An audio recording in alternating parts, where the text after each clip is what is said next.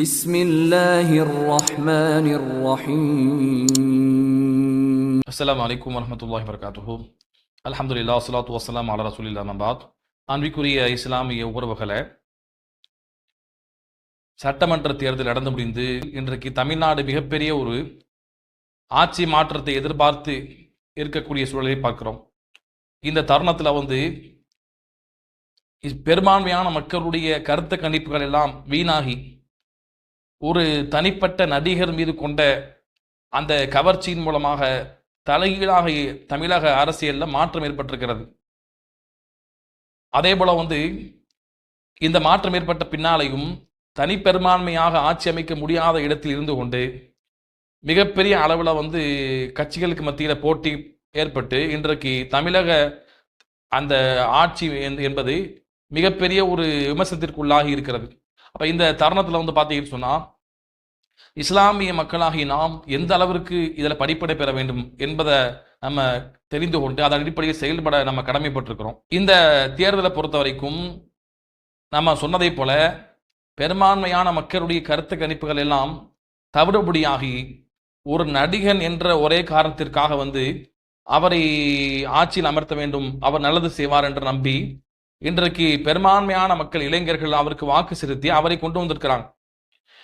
இந்த விஜயை பொறுத்த வரைக்கும் பார்த்தீங்கன்னு சொன்னால் இவர் அரசியலுக்கு வருவதற்கு முன்னாலையும் அரசியலுக்கு வந்த பின்னாலையும் ஒன்றிய அரசை எதிர்த்து அந்த பாசிச மதவாத சக்திகளை எதிர்த்து களமாடியக்கூடிய நபரான்னு சொன்னால் நிச்சயமாக கிடையாது. இன்றைய வரைக்கும் பார்த்தீங்கன்னு சொன்னால் இன்னைக்கு ஆளுநர் இவருடைய அந்த ஆட்சி அமைக்கக்கூடிய விஷயத்தில் ஆளுநர் இவருக்கு தள்ளி போட்டுக்கொண்டே போறார். ஆனாலும் கூட அந்த ஆளுநரை எதிர்த்து கேள்வி கேட்க முடியாத அளவிற்கு தான் இவருடைய நிலைமை இருக்கிறது. அப்ப இப்படியாக நம்ம பார்க்கிறோம். அவர் ஆட்சிக்கு வருவதற்கு முன்னாலையும் சரி பின்னாலையும் சரி இந்த மதவாத சட்டத்திட்டங்களுக்கு எதிராக இவர் நின்று பேசினாரா என்று பார்த்தா நிச்சயமாக கிடையாது. அதே போல மக்களுடைய போராட்டங்கள் கலந்து கொண்டாரான்னு சொன்னா நிச்சயமாக கிடையாது. அப்ப இப்படிப்பட்ட சூழல்ல இன்றைக்கு இவரை மக்கள் எதற்காக இவருக்கு வாக்கு செலுத்திருக்கிறாங்கன்னு சொன்னா இவர் நடிகரா இருக்கிறாரு, மனசுக்கு பிடிச்சவரா இருக்கிறாரு, நல்ல சினிமால துறையில டாப்ல இருக்கிறாரு என்பதற்காக என்ன பண்றாங்க, அந்த ரசிக மனப்பான்மையின் காரணமாக ரசிக மோகத்தின் காரணமாக இவரை வாக்கு செலுத்தி இன்றைக்கு கொண்டு வந்திருக்கிறார். எந்த அளவுக்கு திமுகன்னு சொல்லக்கூடிய மிகப்பெரிய ஒரு கட்சி 75 ஆண்டு காலமாக அரசியல் காலத்துல பயணிக்கக்கூடிய ஒரு கட்சி, அந்த கட்சியில கிட்டத்தட்ட 50 வருஷத்திற்கு மேலாக அனுபவப்பட்ட முதலமைச்சரை அவருடைய சொந்த தொகுதியில தோற்கடிக்கக்கூடிய அளவிற்கு தாவைக்கான சார்பாக இருக்கக்கூடிய வேட்பாளர் அவர் பேர் தெரியாது, ஊர் தெரியாது, யாருன்னே தெரியாது. ஆனா அவர் என்ன பண்ணிருக்கிறாங்க, அவர் விஜய்க்காக வேண்டி விஜயின் முகத்திற்காக விஜய் கட்சி என்பதற்காக ஊர் பெயர் தெரியாத வேட்பாளருக்கு மக்கள் வாக்களிச்சிருக்கிறாங்கன்னு சொன்னா ஒரு முதலமைச்சர் தொகுதியில நின்று அந்த தொகுதி மக்களுக்காக பல்வேறு விதமான திட்டங்களை செயல்படுத்தி காட்டியிருக்கக்கூடிய அந்த முதலமைச்சர் தொகுதியில ஊர் பேரு ஆள் பேரு தெரியாத மக்களுக்கு அறிமுகம் இல்லாத நபரை வெறுமனே விஜய் கட்சியில இருக்கிறாரு வேட்பாளராக என்பதற்காக வேண்டி வாக்கு செலுத்தி முதலமைச்சரை தோற்கடிச்சிருக்காங்கன்னு சொன்னோம்னா எவ்வளவு பெரிய ஒரு ஆச்சரியமா இருக்குது. அதே போல பார்த்தோன்னு சொன்னா இன்னைக்கு இந்த தாவேக்கு ஆட்சிக்கு வந்த பின்னால அந்த தொண்டர்கள் அந்த நிர்வாகிகள் செய்யக்கூடிய அட்டுழியத்தை நம்ம சகித்துக் கொள்ள முடியல. அந்த அளவுக்கு அட்டுழியம் பண்றோம். அந்த கொடூரங்களை நம்ம பார்க்கலாம்.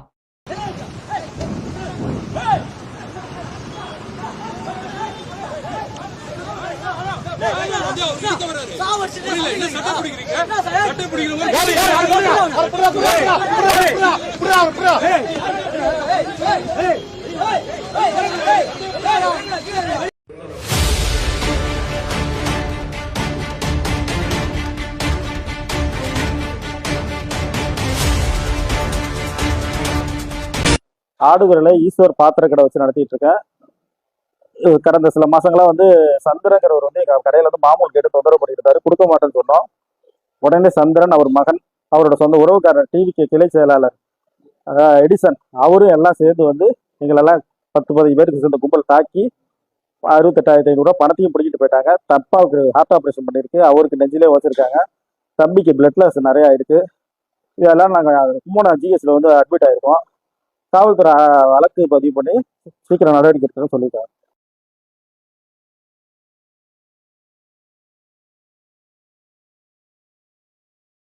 அப்ப இந்த அளவுக்கு அட்டுழியம் செய்யக்கூடிய அளவிற்கு எந்த ஒரு அரசியல் பூர்வமாக ஒழுக்கமாக வளர்த்தெடுக்கப்படாத தொண்டர்களை வைத்துக்கொண்டு நிர்வாகிகளை வைத்துக்கொண்டு இவர் தூய அரசியல் பண்ண போறாரா? இவர் என்னத்தை வந்து செஞ்சுட்டாரு, ஊழல் இல்லாத ஆட்சியை கொண்டு வரேன்னு சொல்றாரு. கொள்கையில வந்து திராவிடத்தை ஏற்றுக்கொள்றார். அப்ப ஊழல் இல்லாத ஆட்சியை கொண்டு வரதா இருந்தா ஊழல் செய்யாத அளவிற்கு பரிசுத்தமான படித்த மக்களை, எந்த கெட்ட பேரும் இல்லாத மக்களுடைய நம்பிக்கையை பெற்ற காலத்துல மக்களுக்கு போராடிய மக்களை வந்து வச்சிருக்கிறாரா? இவரே போராடலையே, அப்புறம் எப்படி அவர் வைப்பார் மத்தவங்களை? அப்ப இதுவெல்லாம் கண் துடைப்பு தான். மக்களை ஏமாற்றக்கூடிய, பாசிசத்திற்கு துணை போகக்கூடிய, ஓட்டை பிடிக்கக்கூடிய வேலையை மட்டும் தான் அவர் பார்த்திருக்கிறாரே தவிர எந்த ஒரு நியாயமாக மக்களுக்கு வந்து நன்மை செய்யக்கூடிய இடத்துல இவரும் கிடையாது. இவருடைய தொண்டர்களோ இவருடைய வேட்பாளர்களோ யாருமே அந்த இடத்துல கிடையாது.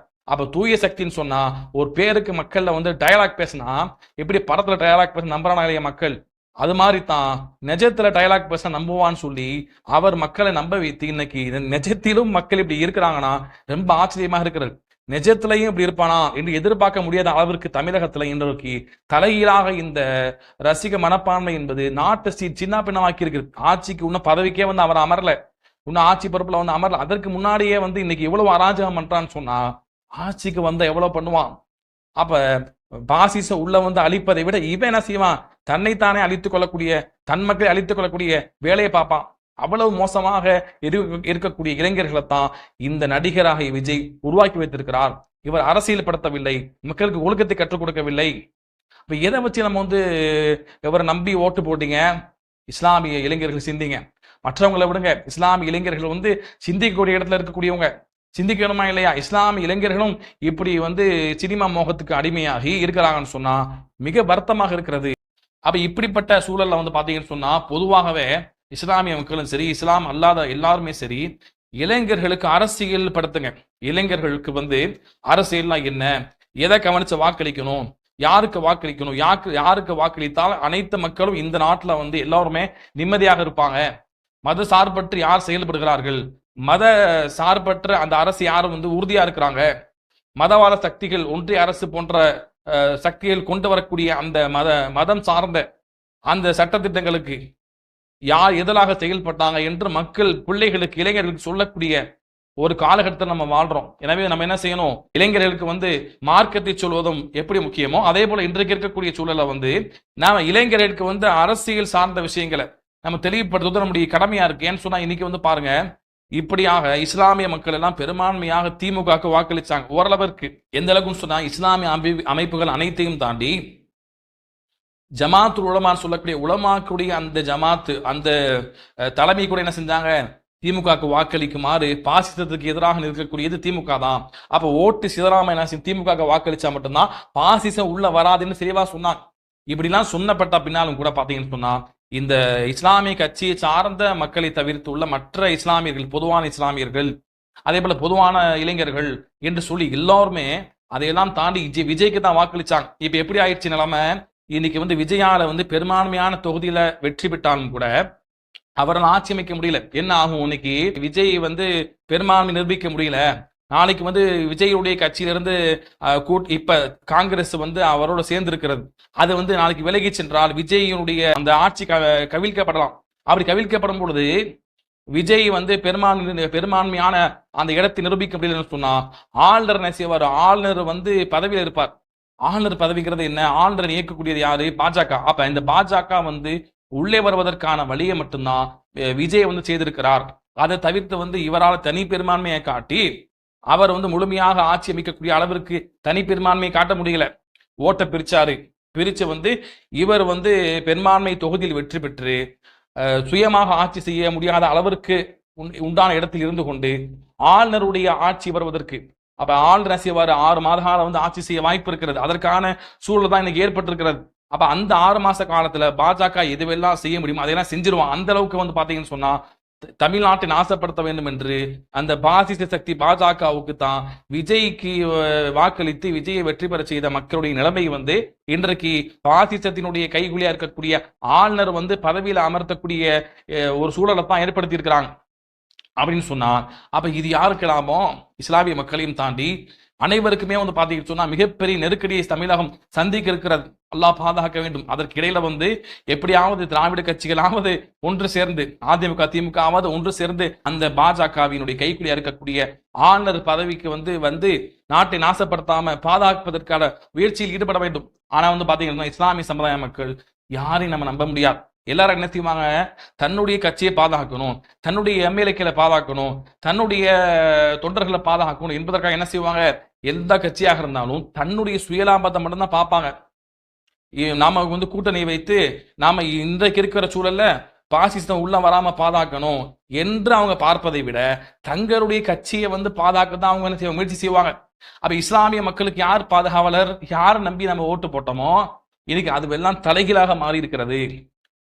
அதாவது எதிர்கட்சியாக திமுக இருந்தாலும் கூட அவற்றால் முழுமையாக இருந்து செயல்பட முடியாத அளவுக்கு தான் இன்னைக்கு நம்ம என்ன செய்யறோம், நாட்டினுடைய சூழலை பார்த்து கொண்டிருக்கிறோம். எனவே பாத்தீங்கன்னு சொன்னா இஸ்லாமிய மக்கள் இதன் மூலமா படிப்பினை பெற வேண்டியது என்னன்னு சொன்னா, நம்ம யாரை நம்பி என்ன செய்ய தேவையில்ல, யாரை நம்பி நம்ம போக தேவையில்ல, யார் நமக்கு இருந்து நமக்காக நிப்பாங்க நம்ம எதிர்பார்க்க முடியாது. சூழல் எப்படி வேணா மாறலாம், இன்னைக்கு அது கண்கூடா பாக்குறோம். இன்னைக்கு பாருங்க, இன்னும் அதையும் தாண்டி மேலாக இஸ்லாமிய மக்கள் இன்னைக்கு ஒரு கட்சிக்கு வாக்களிச்சு பெரும்பான்மையை காட்டி அதன் மூலமாக பல்வேறு விதமான சீட்டுகளை பெற்று பெரும்பான்மையான சட்டமன்றத்துல பெரும்பான்மையான இடத்தில் இருப்பதற்கு மாற்றமா என்ன செய்யறாங்க, இஸ்லாமிய மக்கள் ஆளுக்கு ஒரு கட்சி ஆதரிச்சு எந்த அளவுக்கு போயிட்டாங்கன்னு சொன்னா, ஒரே ஒரு கட்சியை சார்ந்த மக்கள் தான் அந்த கட்சியுடைய தலைவர் என்ன செய்யறாரு, விஜய்க்கு எதிராக வழக்கு தொடுக்கிறார், விஜய் கடுமை எதிர்க்கிறார். ஆனா அந்த கட்சியினுடைய தொண்டரை என்ன செய்யறாங்கன்னு சொன்னா அதுல சில பேர் விஜய் ஆதரிக்கிறாங்க. இந்த அளவுக்கு பாத்தீங்கன்னா இஸ்லாமிய மக்கள் கேலி கூத்தாக அரசியல் கருத்துல பாக்குறோம்.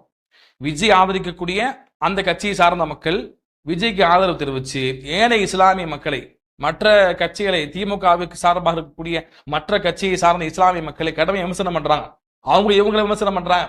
இப்படிதான் விமர்சனம் பண்ணி இஸ்லாமிய மக்களுக்குள்ளாக ஒற்றுமை இல்லாமல் சென்று ஆளுக்கு ஒரு சுயலாபத்திற்காக அடுத்தவங்க காசு வாங்கி கொண்டு சொந்த சமுதாயத்தை அடகு வைக்கக்கூடிய இவ்வளவு சுயலாபத்திற்காக என்ன செய்யறாங்க, இஸ்லாமிய மக்கள் செயல்பட்டு கொண்டிருக்கிறாங்க.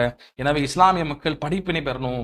காட்சி எப்படி வேணா மாறலாம், ஆட்சி எப்படி வேணா மாறலாம், நம்முடைய இஸ்லாமிய மக்கள் பாதுகாப்பு தான் நமக்கு முக்கியம்னு சொன்னா அப்ப இஸ்லாமிய மக்கள் ஒன்று சேருங்க, அரசியலையாவது ஒன்று சேருங்க. மார்க்கத்துல ஒன்று சேருவது ரெண்டாவது. மார்க்கத்துல பிரிவினை என்பது இருக்கத்தான் செய்யும், அது கியாமன அடையாளமாக மார்க்கம் சொல்லுது. அல்லாஹ் அப்படித்தான் சொல்றான், இந்த குழப்பங்கள் வரத்தான் செய்யும் சொல்லப்பட்டிருக்கு. ஆனா இன்னைக்கு இஸ்லாமிய மக்களுக்காக நிக்கிறோம்னு சொன்னோம்னா, இஸ்லாமிய மக்கள் அனைவருக்கும் நிக்கிறோம், இஸ்லாமிய மக்கள் சார்பாக நிக்கிறோம்னு சொல்லக்கூடிய இந்த அரசியல் காலத்திலாவது இஸ்லாமிய இயக்கங்கள் என்ன செய்ய வேண்டியிருக்கு, ஒற்றுமையாக இருக்கணும். இஸ்லாமிய இயக்கங்கள் ஒற்றுமை இருந்தா தான் நாம பெரும்பான்மையான ஒரு மக்கள் தொகையை காட்டி நமக்கு பல்வேறு சீட்டுகள் கிடைத்து அதன் மூலமா வெற்றி பெற்று சமுதாயத்திற்கு உண்டான பாதுகாப்பு கட்டமைப்பை உருவாக்க முடியும். ஆனா இன்னைக்கு பாருங்க, 10 எம்எல்ஏக்கள் செய்து வந்தாங்கன்னா அந்த 10 பேர் என்ன செய்யறாங்க, அவங்க ஒவ்வொரு கட்சியில இருக்கிறாங்க. அப்படி இருக்கும்போது எப்படி பெரும்பான்மையை நிரூபிக்க முடியும்?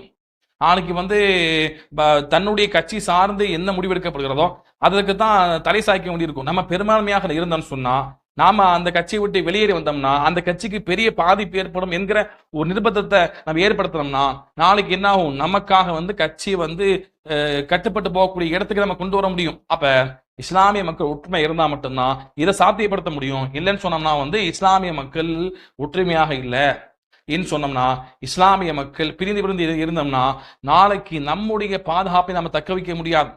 அப்ப எனவே இதை கருத்துல கொண்டு செயல்பட வேண்டும். இஸ்லாமிய சமுதாய மக்கள் ஒற்றுமையாக நம்ம இருக்கணும். ஒற்றுமை இருந்தா மட்டும்தான் நாம நமக்கான சுய மரியாதையோடு நம்ம இருக்க முடியும். இன்னைக்கு பாருங்க, இஸ்லாமிய மக்கள் ஓட்டு வங்கிக்காக என்ன செய்யறாங்க, எல்லா மத வழிபாட்டையும் ஏற்றுக்கொண்டு அங்க போய் பொட்டு வைத்துக் கொண்டு அங்கே போய் மத வழிபாடுகளை ஈடுபடுறாங்க. இஸ்லாத்தின் கொள்கைக்கு முரணாக, ஏக இறை கொள்கைக்கு முரணாக செயல்படுறாங்க.